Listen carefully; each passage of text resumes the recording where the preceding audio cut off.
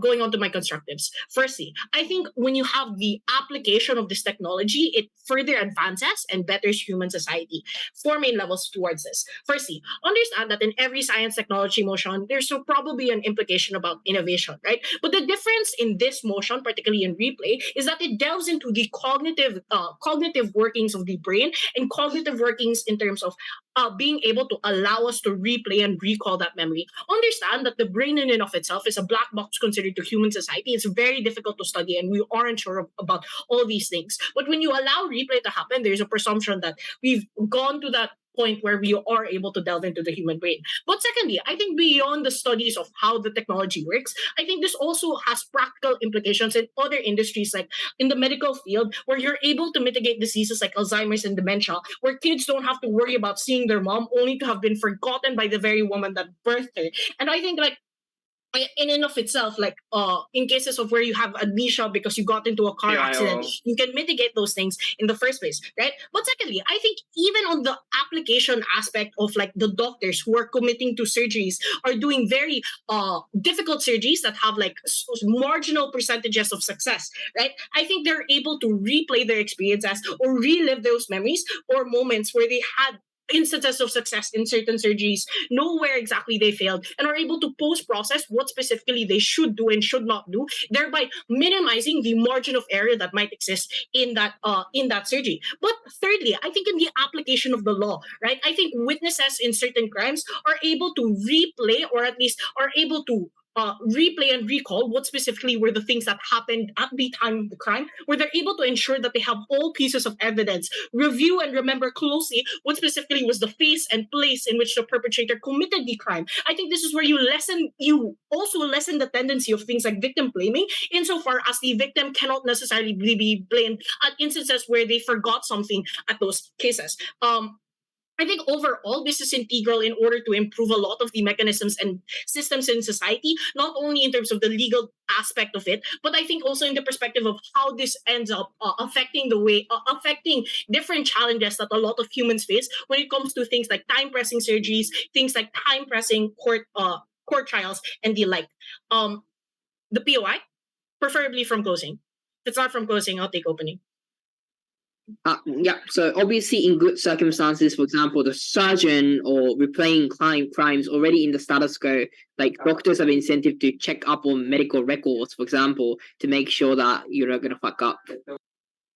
I think the difference between checking medical records and being able to replay a memory is that you are able to simulate the experience that you've had as you did that surgery, as opposed to looking to the medical records. I think the extent in which you are able to recall things or able to diagnose things is different when you look at medical records, as opposed to how exactly as you, the doctor, are going to approach this once you commit to that surgery. I think those are fundamentally two different things. At best, medical records can help you diagnose, but in terms of being able to know how to approach it, minimizing that margin of error, you get that better with replay. But secondly, I think generally, like beyond like the practical aspects, there's a principle level towards this. I think remembering things makes you happy. Understand that in and of itself, it's very difficult to remember a lot of things in life, especially the moments that you cherish the most. Insofar as these moments are probably moments where you're in parties, gatherings, of family gatherings, or things like reunions and the like, or prom, all of which are gatherings and experiences that have presence of substances that make it difficult to remember. Things like alcohol, things like drugs like marijuana or like cocaine, all those party drugs, or even things like cigarettes, clog your ability to recall the different moments in which you particularly feel happy or what you find valuable in that moment. I think these moments in and of itself are difficult to remember, not only because of those substances, but at the point in which you are experiencing that moment in your life, you're probably focused on trying to feel that experience, as opposed to thinking about, oh, I need to remember this, I need to record this, I need to take a picture of all these things, right? I think in and of itself, replaying a memory is quite fundamentally different from being able to see a memory through a picture or through a video. But secondly, I think this is where you're also able to replicate all those details all those details as for where exactly the stars were aligned, where you're able to see and diagnose what exactly are the things that made everything, every little detail in that memory so perfect. I think it looks like you being able to replay those magical hikes that you've had during dawn, or things like being able to see the smiling faces of the people in your wedding, even though these were things that you were not necessarily focusing on as you were like walking down the aisle as a bride, right? But you were able to replay that experience for yourself and understand and see where exactly what other details made this moment so perfect. I think this is at the point in time where you cherish different moments, and this is where you get to maximize that extent of happiness by reliving those things in the first place. But even if opposition comes here talking about, oh, this is bad in terms of trauma because people are going to be required to replay these things, I think firstly, it's a choice to even replay what specific moment in your life that you want to do. But secondly, I think this in and of itself, beyond like the individual experience, we've also talked about what it looks like in the practical applications of society. Generally, I think if people want to be happy or be able to ensure that they remember things, but not only remember things, also able to minimize margins of errors, replicate certain experiences, you get that better when you have replay. For all these reasons more, very proud to propose. Thanks. I thank the Prime Minister for the speech. I'd like to next invite the Leader of Opposition.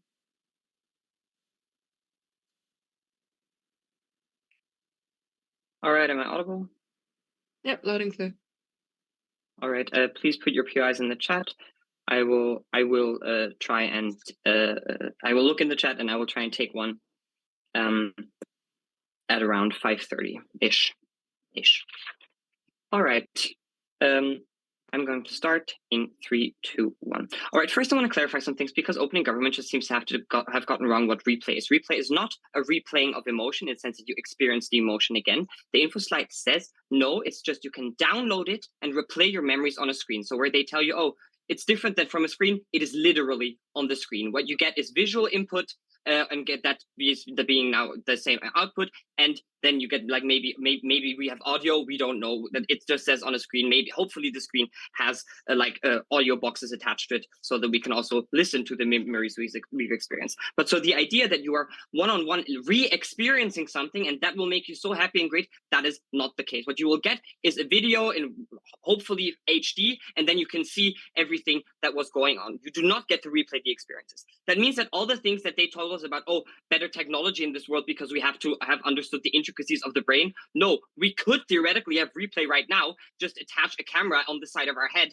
and record everything we ever do in our lives. Just maybe this camera is smaller and hidden and things, but there's no way can any government team claim here that some technological advance has been made. And the last thing, the last thing I'm going to get to within my points. But what we're going to tell you is, okay, how do we remember things? Why do we remember things?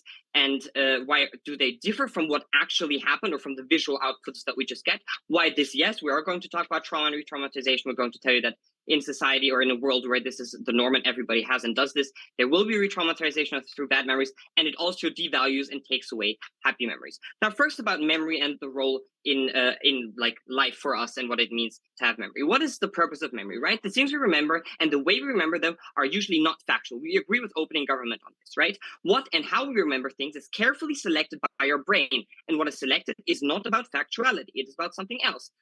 It is the version of what happened that we remember is selected on the basis of what version of this event are we able to live and deal with. That is what we end up remembering, and that is what we take away usually from that experience. That means that like this has been an evolutionary mechanism. This is the reason why we forget things. This is the reason why we misremember things. This is the reason why there's different versions of events would happen, because different people like work through the things and interpret whatever happened differently. And even though maybe a camera has an absolute thing of this is what happened visually and what happened if you recorded with an audio, what was said and what voices were heard, but the experience and what we remember and take away from this is highly subjective, because this was an evolutionary mechanism, right? Our brain blurs or suppresses bad memories that we are unable to deal with, right? So that you're not paralyzed by bad memory for the rest of your life and can still live happy on. Same goes with happy memories. Like we usually, like our brain and the way we remember things, usually we inflate the happy memories because, well, just evolutionary people that wanted to live because they thought life was good were likely to like survive, and the people that thought life was shit because they kept remembering all the bad things, well, they were not super enticed to continue living. But yeah, so this is the evolutionary mechanism on like how and why we suppress certain memories and why that is actually a good thing. Now, what opening government starts then telling you is, well, in a world where or like the point I was trying to make from why this then differs from what is recorded is that what is recorded does not represent and does not go through the similar filter of, okay, what we then end up seeing once we push play on that button of the screen that we're looking at, that will be an unfiltered version. We are reconfronted with a version of events that our brain told us, no, this is not the version that we can deal with. Okay, why is this bad? Well, opening government starts telling us, oh, this is so good because when then we are in court, then you can just, oh, look at it and remember all the things that have happened to you. We think that that is exactly the problem, that the expectation will arise that, oh, if you want to have any standing or if you want to have any like standing in terms of, oh, have you remembered this? You will be asked, well, have you played this on your like recording device? And is this actually what happens? So there is then a pressure for you to look at these things that you maybe not necessarily or very likely don't want to look at, but you have to because that is the norm in society and people expect this from you because, well, after all, you have video recording of this, right? So look at this and then tell us what happened. You're then forced to look at what happened again in all this disgusting detail, in all this disgusting vile imagery. And you are then re-traumatized. Your brain has to go to this exhaustive process of helping you forget that this happened again, making you remember a blurred or different version of it, but you can't. Why? Because now you have to tell the court exactly what you saw. We think that is incredibly unhelpful, especially at the point where this obviously affects you emotionally because, well, re-traumatization is not known to be like a very good Zen, meditation thing, but usually leaves people not happy afterwards. Now, why does it also devalue and take away happy memories? Let's think about some happy memories, right? Opening government talks about, oh, it was so fun when I was drunk with friends and things were high. Look, the reason why you thought things were funny when you were high is because you were high. If I played a video recording of you and the things that you thought funny while you were high, you will not think that these things are funny, right? Like the reason why you thought were funny is because you were on drugs. The reason why like lots of things are funny when you're drunk is because you are drunk. When like a video recording of this will not like make this have a memory. When you look at this and think, oh, I will replay this funny memory, then you see this in all its flawed detail. You see, oh, that was actually like kind of racist, or oh, this was actually not okay, or this was not funny at all. And like, why did I say this? Why did nobody else do it? Since like it devalues and takes away happy memories. Same goes for example, when she said, oh, looking at loved ones and back and oh, you looking back at loved ones and oh, you're in a room with your mom. Let's say it's a positive memory with your family member. Before I get to that, does closing government have a POI? Like put just to be something in opening. No, closing. Just to be extremely clear, you like if your claim is that you selectively remember certain things, then it is probably the case that you will obviously also remember like selective things to then watch on the screen. So you probably only want to watch things that are good for you, that probably you derive pleasure from. Yes, and one, I tell you that there are societal mechanisms in play that then force you to also watch things that you do not want to remember. Note that there are also narratives out there of like, oh, learn from your mistakes. What you should be doing is focusing on your mistakes. So there might be people that are like, oh, I have to focus on my mistakes, look at all the bad things, and I can learn from them and be stronger and shit. Or like the opposite is true when you say, yes, when you look at happy memories and that devalues them. For example, let's say you look at a happy memory from your grandmother that died of cancer, and you remember, oh, when I was 12, we had so much fun in this evening. And you remember this because, well, you were a little child and did not see, for example, or notice, perceive some of the symptoms of cancer or sitting in what pain she was, and that she was just putting on a happy face for you. But then when you look at this, you see, oh my God, she was suffering. She was in so much pain. How did I not realize? I was such an idiot. I just wanted more cookies and she brought them to me, even though she was in pain. What we're telling you is that this replay device creates toxic societal narratives that devalue happy memories, that force you to re-traumatize yourself by looking at bad memories. And for all of these reasons, proud to stand on opening opposition. Thank the Leader of Opposition for that speech. I'd like to next invite the Deputy Prime Minister. Hi, everyone. Super excited to be in this final. Congrats to everyone for making it this far. Can I just confirm if I'm audible? All right, perfect. So I'll be taking POIs in the chat, but I will be asking for one between the 5th and the 6th minute. Okay. Sorry, just to check, can everyone else here can fine? I'll speak like at this like level. No, Sorry. Yeah, I could hear them. It's just that it wasn't very loud. So yeah, it's fine. I just increased the volume significantly more. Okay, sure. All right.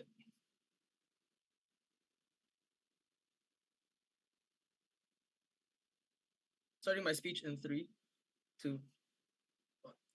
The story of our lives follows an epic journey that is often only appreciated in hindsight. We are unaware that the peak of our lives are happening right before us, and oftentimes our best days can be behind us. We cannot tell how our lives will play out, and therefore we must be able to access these memories in a way that makes us happy in the future. Before anything else, I just want to launch a really funny response towards OO, because they simply say that you devalue happy memories because you start remembering things when you were drunk and you're high, and you're not going to enjoy it as much because you'll be sober and it won't be as exciting. My simple response to that is there's a solution for this. Before you watch the memories, you get drunk, you get high, and then you re-experience it again, and things will still be funny. But regardless, I think those experiences themselves still have value because oftentimes all of the criteria that Jill talked to you about earlier, things like alcohol, cigarettes, they're not necessarily things that make things funny. They're things that remove inhibitants. They make you laugh at things that you would have found funny otherwise, make you dance. All of which are experiences that you would have enjoyed otherwise. And I think this whole devaluing your memory things on their side is a wash. But a few formal, responsive framing, like everything really here is integrated. I swear I'm going to be responsive here. Firstly, how does this interact with reality? Because they simply say at the start of their speech, and this is their big mitigation towards our side, is that this is just a memory on a screen. You're not reliving things. We understand that, and we're very reasonable about that. Make no mistake, these are still memories and do not serve as a substitute for the real world. In fact, just to preempt any analysis that says that you devalue your experiences in the real world, such that you are less likely to pursue these experiences, 4 reasons why that's not true. Number one, the sensory pleasure that watching there are different sensory pleasures that watching and experiencing provides. I think you are more likely to pursue other sensory experiences by just wanting to do things again. Two, I think that you value things that are real. That's why individuals don't just sit around in their room imagining things just because reality has some sort of value towards us human beings. Thirdly, people still find varying degrees of pleasure from new experiences. So I know that I enjoy this memory, but I may enjoy other experiences. So I want to improve my real life. I won't be overly fixated on the past. Fourthly, these are memories that you cannot show to anybody else. And I think individuals just have a desire to share happy moments with other individuals. We're social beings. I think that this is an instinct born out of hunter-gatherer societies trying to make sure that they're living life, like the things that they enjoy are shared with the pack. It ensures survival. All of those reasons say that just because we have this memory, it is still a good thing. Because individuals can experience the memory, be happy with the memory, but still be willing to value real life. But why is giving people access to this content valuable, even if it is only akin towards a very good memory or an external piece of media like a film? So this is us fighting the worst case of opposition side, where our side simply is a film that you super enjoy because you are a part of it, because you have sentimental value towards these experiences, or maybe even it's just a simple memory that you enjoy reliving. One, I think that people often have limited access to new experiences, and we ought to give individuals as much access to happiness as possible. What are reasons why individuals may have limited access towards new experiences, and as a result, we should give them as much access towards media and content that makes them happy as possible, right? Three things. Number one, I think that the poor can only afford to take so many vacations, are so fixated trying to survive, that the limited happy experiences that they have should be treasured to greater degrees, and reliving it is something that we think that they should. Two, people's bodies, because of illness and old age, can't get new experience, and oftentimes they give up on their bodies give up on them. So even if they want to pursue new real world experiences that make them happy, it just simply isn't in the card. If I'm crippled, I can no longer go on hikes if that's something that I enjoyed. If I'm an old person, I can't go out and partying if that's something that I like. Thirdly, I think that especially for dying cultures in the wake of global cosmopolitanism, IP groups in particular, their cultural expression, what makes them happy, all of this culture and all of these experiences fade as their culture slowly fades away. What that means is, even though I want to pursue a real world experience in the expression of my culture, oftentimes the avenue for me to do that is extremely limited. And as a result, for me to experience that culture, I must be living in the past. Secondly, second point here, I think that appreciation for these moments is often different from new experiences. The fact that there is sentimental value, that these are pivotal moments in their lives, and the fact that there are people and conditions that will never be repeated, means to say that just reliving this memory makes people happy. And given that a lot of times people don't have access to things that make them happy, that's generally a good thing. And take note that there's no objective means at which life can be valued. So I think that as a result of people just enjoying these memories, enjoying films, and wanting to remember things more, which is something that we can intuitively say is true, granting them the opportunity to remember things better is something that we should be supporting. Before I move on, are there any POIs from closing? Yeah, so why the hell revisitation of memory in itself is valuable and makes people happy? You never proved this. It's just an assertion. No, okay, so it's intuitive to say that people like remembering things. These are moments that they value, and therefore watching media and content that is similar to what people value is something good. Insofar as people watch things that are things that they enjoy, like I watch biking videos because I enjoy cycling, means is an intuitive example for why just reliving memories is a good thing. Second extension, then, therefore, I think that the creation of this technology allows for the proliferation of culture that allows individuals to confront their pasts in healthier ways, which is a direct response to the analysis that we get from OO. Three things here. Number one, addressing trauma and unhealthy fixations on the past. I think that the current wave of online narratives pushing people to take care of their mental health and pushing people towards therapy is likely to adapt insofar as we have this technology as well. What does this then therefore look like? It looks like therapists and online tips will likely teach you to confront your trauma when you are ready. By refusing to give these memories trauma, by confronting them and realizing they're not as scary, that they no longer have as much power as you because you could sit in front of it and watch it and not feel those memories again because you've moved on. The fact that unhealthy fixations on the past, maybe your ex, can be addressed by narratives that teach you to remove the rose-colored glasses, pick up the red flags and negative memories that you refuse to address. That is as to say that given that there's a push for us to be healthier with mental health, push for us to go through therapy, I think that the addition of this technology with this current push that exists in the status quo means to say that this technology will be used in healthy ways. Second, I think to be critical, I think it allows you to be critical of your own behavior. Third, it gives you a third-party perspective of your own experience. You get to ask yourself and actually answer the question, was I toxic? How can I improve behavior? Can I better understand where people are coming from? Because I am no longer viewing by bits and pieces of broken memory. I can actually see what is happening and take an objective stance. Lastly, what are the incentives for healthy uses to be prominent? Number one, people only share tips online. Things only blow up when they actually work. I think if things don't work, there's a natural incentive for us to drop it, to talk about bad experiences, and as a result, people are less likely to support them. So things like media and social media is likely to propagate healthy uses. Secondly, I think that there's an emphasis on research and source validity. So I think there's going to be research on how this technology can be used to be healthier from a psychological and therapeutical standpoint. At the end of the day, memories are good things. We should grant individuals the opportunity to access them. Thank you. I thank the Deputy Prime Minister for that speech, and I'm just going to check with CO because I think the partner dropped or something. I'm so sorry. My partner went to the bathroom. Could you wait for like 2 seconds? I'm so sorry.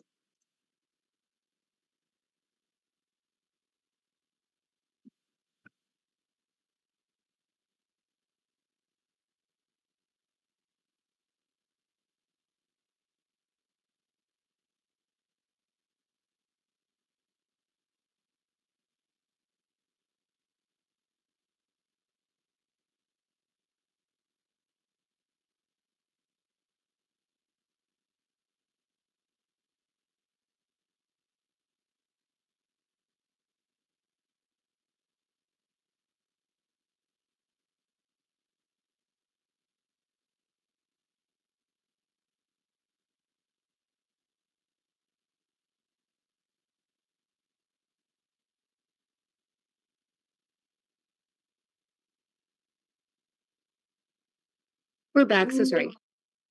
All right, no worries. So again, thanks to the Deputy Prime Minister. We'd like to next invite the Deputy Leader of Opposition.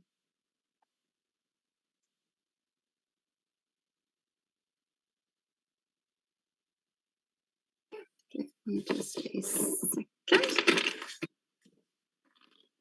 All right. Starting in 3, 2, 1. Okay, so a few extraneous points of rebuttal to our before I talk a little bit more about what kinds of memories are going to be watched and why that is bad. Okay, so first of all, one thing coming out of OG of DPM is kind of like that poor people should have as much access to happy memories to make them as happy as possible. I think at the point where you demand to give people access to happy memories to kind of mollify because they don't get good experiences, I think we might as well switch your entire reality towards virtual reality, because that is what would make poor people as presumably the most happy, because then you can continuously spend your time having happy memories. Okay, secondly, they tell us in kind of like points, an attempt to kind of mitigate our trauma, a re-traumatization point, is that therapists will give online courses on how to deal with trauma. So trauma therapy is something that is incredibly intense, that takes at least upwards of like 10 sessions. I don't think that most people would cover that through an online seminar. And secondly, even if that is available, they don't explain to us why a lot of people would actually do that and not go into these memories and looking at them with kind of the hubris that they will be able to deal with that without any additional help. Then they tell us that people will get much better at self-improvement because now you get a third-person perspective. I'm going to talk a bit more about like watching memories for self-improvement in a second, but let's first talk about whether this will actually be useful for the people or not. I think that even if you have a third-person perspective, you don't really have a third person perspective when you're watching your own memory, right? You still have kind of like a limited scope of kind of like the visual field that you have. So you can't have access to all the informations that we're passing on throughout the situation that you're watching it. So you never get the full picture, but also you probably are still going to have a certain bias when rewatching that because you don't initially want to see yourself as the good guy, as the bad guy, even if you were the bad guy in this situation. So it's just very likely that these biases are going to carry on to you when you're watching the memories, specifically when you're watching it alone, as the info slide states, and there's no one to check you up on your behavior. So it's very unclear how you actually get self-improvement there. Okay, so one mitigatory factor. Self-improvement for like taping for self-improvement is something that is already done in lots of high impact cases, like surgeries that are difficult are very often filmed, and so are court cases are almost always recorded. So you have access to what you did in these situations if you want to watch them back for self-improvement. But I think what happens at the point where it becomes the norm and everyone has replay, I think what happens is into the chat, please. I think what happens is that lots of people will watch that at pretty much every occasion that they have. Why is that? Because self-improvement is a narrative that is pretty salient in a current culture where all people want to become the best version of themselves. So I think it is very likely that a lot of people will watch videotapes from basically all the mistakes they've ever made. Why is that bad? Because that means that you're going to have a massive loss of face, because usually our brain kind of makes us semi-forget about those things because it is incredibly damaging to our sense of self to be constantly confronted with things that made us feel bad about ourselves. So even if we learn a bit about things that we could have made better, we can't really do that much with it because it also makes us feel like we were acting really, really bad and we should not attempt those things ever again, which is exactly why our brain usually makes us forget about those things, because it's beneficial for our own survival. So you actually make people hurt themselves and hurt their self-esteem if you make them hyper-focus onto that, which is very likely to be happening because you don't get this technology in a narrative. You get this intersecting with a culture that is heavily focused on self-improvement and looking at your own mistakes already, meaning that very many people will be likely to do that a lot.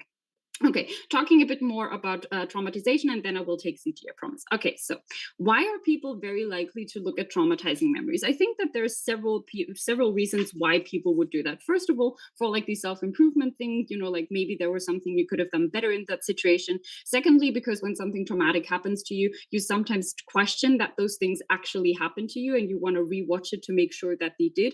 Thirdly, because sometimes when you're traumatized, your brain kind of hyper-focuses on that memory and you feel like if you watch it again, maybe you can thus work through it and be done with it. What actually happens is that when you look at traumatizing events, those memories are way more salient and way more interconnected with how your brain perceives the situation than normal situations, meaning that visual triggers probably bring up a lot of other sensory experiences you had in that situation, meaning that you're going to be way more traumatized than if you watch just a memory of, I don't know, you being bad at driving or something. This is something that basically brings up all the feelings you had in that situation, meaning that you're incurring massive emotional trauma that you might not have someone to work through with in that situation because you're going to be alone when you're watching this. Why is that bad? Because here you're getting an actual harm. Not getting to watch your wedding video for the 5th time is not a harm. So even if we don't get that by not having this technology that people can't relive their happy memories, at least we're not incurring actual harm on individuals because they don't have access to things that will actually traumatize them again.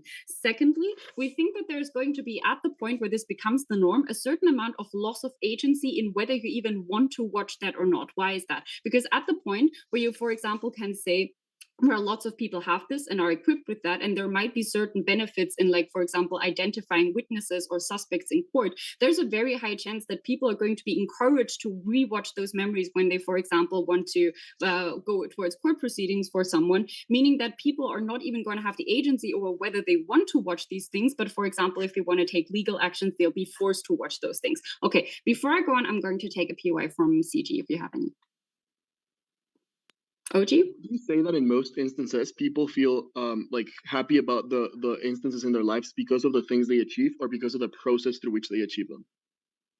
I think ultimately people feel happy about the things they achieve. I don't necessarily mind people watching things where they, I don't know, got a good grade, passed an exam, etc. We think for that technology would be useful, but I think it's outweighed by the fact that people could incur massive harms by watching footage of things where they failed or by watching footage of things where they were actually traumatized. Okay, now looking at why happy memories also become worse, because you tend to sugarcoat a lot of the good memories you have. Why is that? First of all, because there's social narratives surrounding good memories. Like, for example, your wedding is supposed to be the happiest day in your life. Your childhood is supposed to be super happy. So you have to tell yourself as an adult that those memories were super happy. And secondly, because our brain likes to sugarcoat happy things for survival reasons and overemphasize them. So now when you rewatch those memories, they're competing with the idea you had about those memories in the years that you didn't watch them, meaning that those memories will probably look pale and unvaluable when in comparison to that, meaning that you're not going to get all the good benefits that, you know, like OG gives us out of those memories, because those are only existent at the point where you don't see the memory, where you still think that that actually was a super happy memory. So for example, looking at childhood memories could be now super sad in hindsight when you know, like, oh, you could already see that your parents were walking towards a divorce, or you could already see that your grandma was having first symptoms of cancer. And I think in these instances, your happy memories are actually wasted on these technologies. For all of those reasons, very proud to oppose. I thank the dealer for that speech. I'd like to next invite the member of government to open up closing half. Can you hear me all right? Yep. Okay. Never in my life have I been more nervous for a final. I mean, the World Cup, of course, because the penalties are happening right now. So a little bit of like multitasking in this final speech. I'll start in 3, 2, 1. I think my opening does a really good job in general at explaining the types of things you're likely to want to remember, and like they come up with just many good things, right? The problem is they don't weigh at all, and they don't tell you what the cognitive process is, why people derive significant comfort from those things, and why that fundamentally matters. So it doesn't matter if they say things like, you remember culture, if these arguments exist in a vacuum, not telling you why that matters. I'm going to be the first person in this debate to tell you, irrespective of what people remember and the inner workings of their memories, the mere fact that you know you have this possibility is fulfilling. I think this improves better systems of knowledge. I think this improves interpersonal relationships. Firstly, I want to talk about pleasure and happiness. First, I want to talk about how, like the first thing I want to note is that there's profound fabrication of comfort in knowledge. Irrespective of what you revisit, when, or whether you do it or not in the first place, the sense of control that people that people derive is profoundly satisfactory, and note that it is long-lasting for people's lives. I think that people suffer from not having control in the status quo. People consistently throughout their lives suffer when they know that they are going to lose the memory and of the face on the voice of their mothers or their wives who were deceased. I think people throughout their lives feel really, really like bad because they are no longer able to remember certain things about their childhood. I think particularly this is true when the vast majority of people have different forms of like different distributions of happiness throughout their lives. And I think this is a mechanism that is more important and truer than most things that are that the openings have said. I think like it is just profoundly untrue. Like it wouldn't be true to say that all people like enjoy life at the same point. I think that a substantial amount of people are just way happier during their 17s, like their 20s, 20th, or whatever, than they are at their 50s, for example. So I think that your ability to relive those things fundamentally means that you are like happy for the rest of your life. The second thing to note is that in the absence of this technology, people have to make absurd efforts to create memories that stick. we'll bite the bullet and say some people might be more comfortable reliving past experiences rather than in some instances creating more and more. But I think that in the first place, they're less like the like experiences no longer have like the same degree of diminishing returns. Because if you think that there is something that might be like very scary for you to do, the more like the calculus that you have as an individual is I might not want to do this particular thing because it is a 5-second experience or it is a 1-hour experience, but it just might not be satisfactory. But once you feel like this 1-hour experience is in fact one that can continue throughout your life, it is more likely that two things happen. Number one, people are more likely to tap into their preferences. That is just in terms of the epistemic access that you have to yourself. It is way more likely that you know what you like in life. So it is not just about watching things. It is about what you teach yourself about yourself, and this impacts yourself forever. The second thing to note, and this is like also really important, is that most people are like likely to like just like not like relieve this trauma, right? So I just want to answer something very simple that probably takes 50% of OO out, which is like if it is the case that people want to relieve trauma just to know what they could have done better, just because they're curious and whatnot, they probably will do it once. Because if they do it once and it goes as fucking bad as OO says, then they probably won't do it again and again, because we are thinking beings that don't like reliving things that were actively bad for us. I think also that it is, and this is the deadlock that the openings don't manage to solve, it is very hard to eliminate previously created pleasure, whereas it is very easy for you to create new pleasure. So, for example, I think that if you remember that you were very happy during your childhood, and then your parents tell you, like, actually, we were in the kitchen getting a divorce, you don't actually revert to the feeling that you have. People are selective and say, you know what, I'm just going to stick with a happy memory. But the opposite can be true. If there is a bad memory, for example, of you feeling that your parents were being profoundly unfair, or that a partner or a friend of yours was being very bad to you, and then you rewatch the scene and you actually realize that they were actually protecting you, you are indeed more likely to derive the positive thing from that. That is, irrespective of whether the memory is good or not, people have a bias to derive the good things in those memories, and therefore the degree of comfort in people's lives is a maxim in this debate. The last thing to note is that people people are more likely to process their life as like the means to an end instead of the end themselves. Because intuitively, memories work in such a way that you just remember the things that are most impactful. What this means is, if I win Worlds, I will most likely only remember the moment they announce the decision. But it is unlikely that I remember the 10 minutes before the round started. The things that actually make it so that the things are important. The moments like when I was just like practicing alone, the small interactions in my life. I think people are more likely to be curious about those things and access them in other circumstances. Secondly, I want to talk about interpersonal relationships. The first, and I just don't think this is precisely, like, it's similar to what my opening says, but it's different. It's just, it is very unlikely that people ever get gaslit again. I think that people, this is the different impact, get massive self-confidence because they can always just go back to certain things. This also means that you're unlikely to be a person who lies and who treats others badly, because it is likely that if there is social pressures to make you go back to certain memories, as all want to presume, that it is unlikely that you want to leave with that guilt in the first place. People are better in the first place. That is already way more impactful than anything you've gotten in this round. But in terms of interpersonal relationships, I think that people are also more likely to perfect the better versions of themselves. That is, I think in most instances, like for example, I sometimes make mistakes in how I talk to people, but there are things that I don't do on purpose. This is particularly useful for people who might not get social cues. When you can relieve certain circumstances, you can perfect yourself and become a much more empathetic person. Lastly, on the construction of systems of, I'll take one from opening. Cool. On the constructions of systems sure, yeah. On the construction of systems of knowledge, the first thing to note is this levels the playing field. Note that memory is one of the most subjective at-birth abilities that determines people's lives. That is, some subsets of individuals just structurally cannot access certain areas of knowledge because they don't have the same ability to remember. I love math, but I just can't fucking do it, and I can't do STEM just because I don't have the same degree of repetition.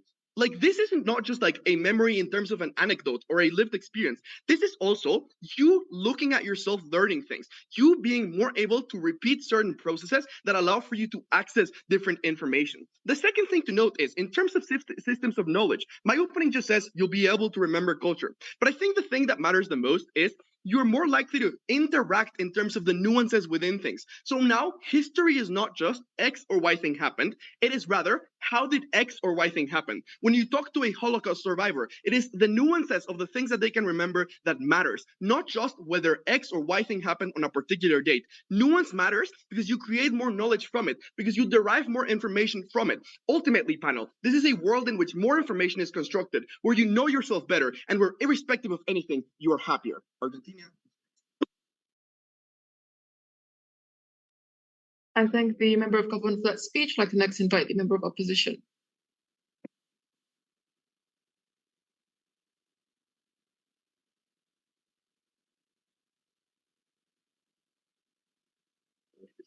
Hello, I'm audible. Yep, loud and clear. Thank you. I'll take POIs in the chat. All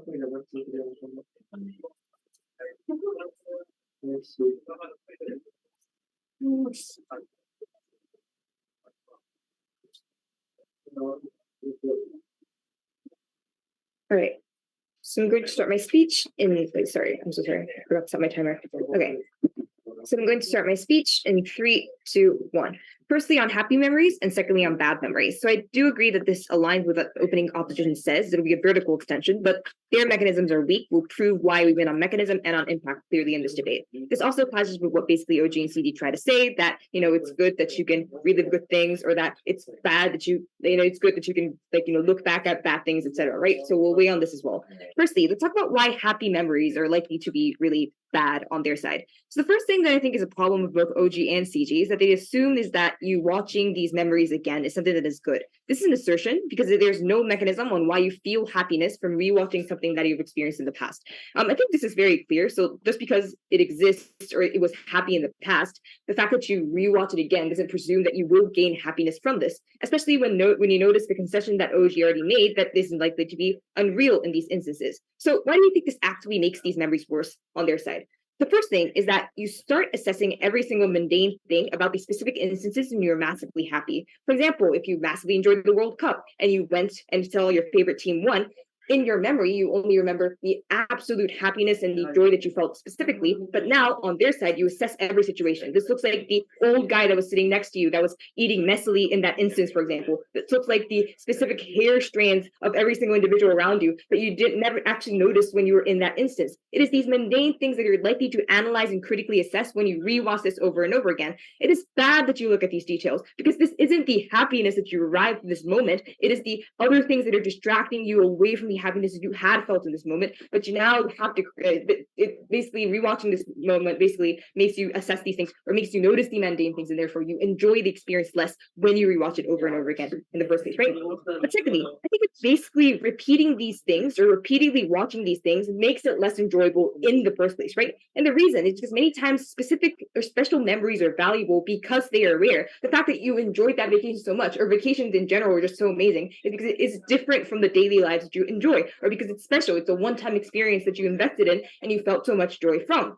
People are normalized to things that are special when you rewatch it over and over again. That is why the derived happiness you get from this, rewatching it, basically decreases over time, and therefore you see it as a mundane thing, therefore you can't enjoy it anymore. This is really bad as well. But thirdly, it specifically makes it difficult for you to enjoy it or relive it with other people. This is because now everybody has a conception or remember every specific thing in the first place, right? On our side, you do things that connect to the emotions that you felt in that instance, the hyper, massive tension that you felt in that instance, for example, instead of the specific food that you ate that day or the specific things that you did that day that you are now likely to talk about in that instance. It becomes very difficult for you to enjoy this in these first days in the first place, right? But fourthly, in creating new memories, you basically compare each memory that you create newly to the ones that you had in the past, because you can basically do things like watch and compare them, for example, and therefore you're in general less likely to enjoy or think about these new memories as valuable when you always see it as maybe it was not as good as the last one, for example, and if you lose the capacity to be able to enjoy the new memories that you create in the first place. But comparing this for better, firstly, because you're likely to do things like glorify memories through things like nostalgia, the fact that the emotions that you felt were the most proximate thing to you and the thing that you remember the most, the fact that you talk with your friends about this and relive this actually on our side when you talk about this through the subjective lens that you uniquely have on our side, and you pick out the best moments and the best instances in this place, right? But secondly, it happens once, and that's what makes it special. You lose that on their side. I just want to weigh this against opening opposition. So opening opposition's mechanism of why you get happiness or why you don't get happiness is because if you look at it later on, it might not have been that great, right? So they're like, if you were on drugs, it was great. If you aren't on drugs, it's great. And I think this is an assertion, obviously, because that's not true, but also it can be fun later on. We uniquely prove the mechanism of why rewatching it makes it really bad. And before I move on, I'll take opening. Okay, so none of these responses to memories are guaranteed. People choose how they interact with their memories, similar to how they choose to interact with media. Not every watching session has to be a critique. Often feel-good memories and media are enjoyed with your brain off. Why is this critique the likely response? It is likely to happen because you rewatch it over and over again, especially when you say you can now focus on the details, in which that is the now next time that you watch it, you probably focus on a different detail. You try to find new things or new involvement, and that is why this is likely to happen on our side. That's why you don't enjoy it on their side. This is important because people being able to enjoy good memories, as all teams concede, define how people can be happy. You lose that on their side, and that's really bad. Secondly, let's talk about why worse memories are going to be really bad. So, okay. The first thing that I want to talk about is why people are actually likely to rewatch this in the first place. So basically, opening opposition mechanism here is twofold. The first thing that you say is that you have self-improved narratives that make you watch this. So this doesn't apply to vast majority of cases, right? So if you were a victim of SA or something, you're obviously not going to be forced to do that. The second thing that they say is things like evidence is needed. Obviously, this is also very specific instances. So if you don't go to court about bad things that happen, obviously you don't rewatch it in the first place. So this is very context dependent. The reason why people are likely to rewatch instances that they probably shouldn't do or that are really bad for them mentally is because people are many times irrational when bad things happen to them, right? The first mechanism here is that many times you doubt yourself in these instances, probably because if it was SA, things like victim blaming can happen, or because you yourself feel a doubt because you have entered a sense of a state of irrationality when you face massive emotions that are very strong in the first place, and therefore you want to check for yourself whether this happened or not, and that is why you individually force yourself to watch this in irrational ways, even though you shouldn't do so in the first place. But secondly, for example, if your spouse died and you feel really lonely, for example, and you miss them, you try to replace that feeling through this mechanism, and therefore you do this and go watch it on their side. It's better than opening opposition because one, it applies to everyone.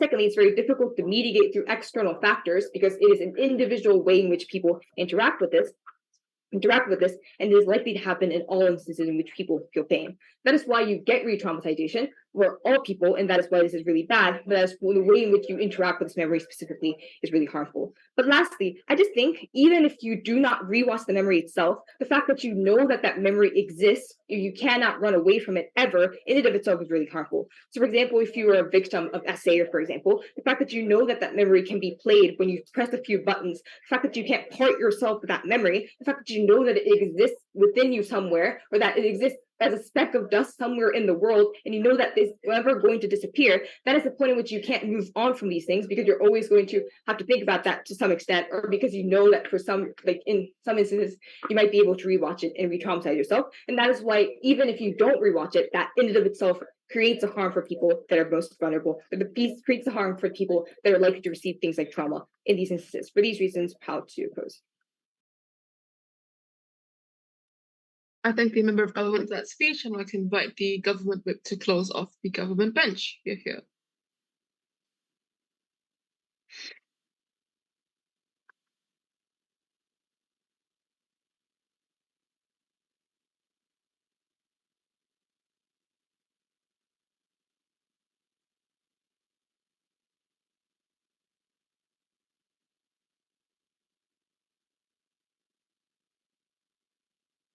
Gov whip, are you there?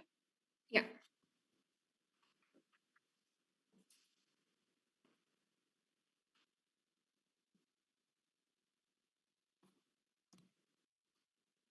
Starting my speech in 3, 2, 1. Memory is an extremely fleeting thing. Oftentimes, when you remember something, you just remember the past time or the last time you remembered that event. You never truly remember exactly what happened, and you're never able to reap the happiness that that memory gives you. And secondly, on our side, you're less likely to forget things because of exogenous influences like stress and trauma. For example, you won't lose the memory of your dead wife's voice because you were stressed and traumatized in that moment. Furthermore, we tell you that okay, in my speech, I'll be engaging with OO and then talking about CO and OG. Moving on then, OO talks about how you misremember things and how selective memory is probably good. First of all, we tell you that like when they talk about cognitive distortions of your memory, you probably see what you saw in the past, and therefore the extent of this doesn't necessarily matter. Secondly, in terms of selective memory, every impact they talk about, like revisiting trauma in court, is very non-mutually exclusive, because people are forced to remember their traumatic proceedings that they take them to court anyway if they want to testify, right?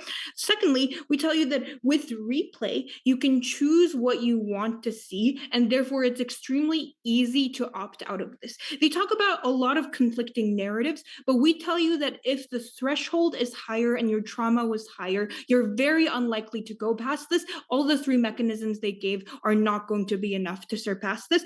Secondly, on people who are actually likely to revisit bad experiences, they're probably people who weren't hurt that much and who are able to actually relive their past experiences and probably get past it, right? They talk about the narrative of self-improvement, but we tell you that this only applies to people who made mistakes or weren't massively traumatized because of PTSD and other deterrent factors that wouldn't watch them. This means that the narrative of self-improvement and watching past experiences actually creates a positive resolution where you're actually able to learn from your mistakes, right? Secondly, for people who had bad moments and actually want to revisit them in order to get over them, how people go with trauma go to therapy and talk about what happened to them again and again to process their emotions. You can do this at home, similar to what you do in therapy. And secondly, this improves mental health for people who feel lonely and unloved. That is to say, if you are widowed or if you're just going through a low moment in life, you can go back to a memory that you were with a lot of people or the person that you loved, and you're able to go past the worst moments in your life and get yourself out of that slump, right? Secondly, we tell you that when they talk about taking the happiness away from memories, if it's a memory that you realize was bad in the future, we tell you that that might be a good thing. If you were drunk or intoxicated and the memory wasn't actually good, maybe it causes you to not relive those mistakes. Secondly, when they talk about sugarcoating, this is echoed in CO as well. They talk about how it's not going to be and it's not going to make you happy because you remember the mundane things. It's not sugarcoated anymore. A couple of responses. Firstly, we tell you that the emotions that you felt in the moment are heavily tied to memories. The reason why rewatching these memories is still going to be very valuable is not only do you see the memory, you remember the emotion that you felt in the past and you feel even happier, maximizing your happiness, right? But secondly, if a specific memory starts to lose its value, then you just leave it aside for a moment and then come back when you want to remember it again. And therefore people are rational actors that won't completely waste away their happiness, even if you buy oppositions mechanisms. Thirdly, the rarity of happy memories makes them the rarity of happy memories still makes them happy is not logical, because people think of how people rewatch shows and re-enjoy them and choose to watch them, right? But secondly, the simple fact that you recorded a concert and rewatched it again doesn't make the concert worse. This applies to your own memories, and even if the rarity aspect exists, people know when to sparse it out, right? The difference on their side of the house is that they never really give an impact that people can't avoid by simply choosing not to. And secondly, we believe that this is very marginal. Note that CO completely decided to disengage with our arguments on interpersonal relationships, the construct of knowledge, and the nuances of history, ignoring all of our more practical benefits as well, right? Before I move on, I'll take a POI from opening. Closing. Look, social narratives that would emerge in the world you stand for, from self-improvement over journaling to self-therapy, put large pressure on people to read or watch bad memories, as we explained in all. Why would you care about the number of times you can watch the world's finale when you're expected to focus on the bad? You're not expected to focus on the bad. Massive assertion that these like narratives are going to be about focusing on the bad. Okay, if you have this technology, obviously people are going to want to be happy. I just don't understand that, and I already dealt with the narrative of self-improvement and who it necessarily affects. If you concede that, a lot of people are going to probably be better in this world. Anyway, moving on to why we differentiate from OG. We tell you that a lot of their like initial arguments are very marginal. For example, things like drunken family gatherings. Secondly, they explained how like experiences are limited, but they didn't explain why these memories inherently like make you happier on the counterfactual. They furthermore, they don't engage with the broader population, hyper-fixating on smaller groups, right? Thirdly, they never weighed themselves against the comparative. We're going to weigh ourselves against the opposition team and differentiate ourselves from opening through a number of things. Firstly, we tell you that you are happier because you're able to stop questioning the past, because you can watch exactly what happened and actually enjoy the present as it is, right? Secondly, the past reminds you of your happy memories and you're able to amalgamate that happiness and it adds on top of each other. Note that the like accumulation of happiness is like unique comparative on like from opposition, right? Thirdly, you motivate yourself to do things in the future. That is to say, the happy memories of your past make you a happier person, or they motivate you, or like